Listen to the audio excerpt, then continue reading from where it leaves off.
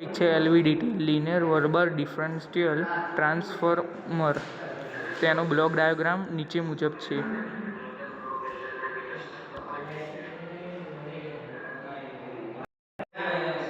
આ તેનો block diagram છે. હવે તેનું કાર્ય જાણીએ. એલવીડીટીમાં બે વાઇન્ડિંગ આવેલા હોય છે. પહેલું પ્રાઇમરી વાઇન્ડિંગ અને બીજું સેકન્ડરી વાઇન્ડિંગ. આ બંને વાઇન્ડિંગની વચ્ચે એક કોર આવેલો હોય છે. પ્રાઇમરી વાઇન્ડિંગમાંથી એસી વોલ્ટેજ સપ્લાય આપવામાં આવે છે અને સેકન્ડરી વાઇન્ડિંગમાંથી વોલ્ટેજ આઉટ લેવામાં આવે છે. પ્રાઇમરી વાઇન્ડિંગમાંથી એસી વોલ્ટેજ લેવામાં આવે છે અને સેકન્ડરી વાઇન્ડિંગમાં આપવામાં આવે છે. આ બંને વાઇન્ડિંગ એકબીજાની સેન્સર ઓપોઝિટ કન્ડિશનમાં હોય છે. કોર જ્યારે મધ્ય ભાગમાં હોય છે ત્યારે વાઇન્ડિંગ એટલે કે સેકન્ડરી વાઇન્ડિંગ અને પ્રાઇમરી વાઇન્ડિંગનું તે જે સરખું જ હોય છે.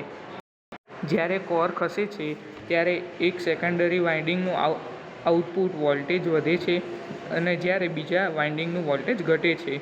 કોરની આગળથી બેલોસ પ્રેશર આપવામાં આવે છે. તેના કારણે કોરને શાફ્ટ સાથે જોડેલો હોય છે. આમ આકૃતિમાં દર્શાવ્યા પ્રમાણે બેલોસમાં પ્રેશર આપવાથી વિસ્તરણ અને સંકોચન થતું રહે છે.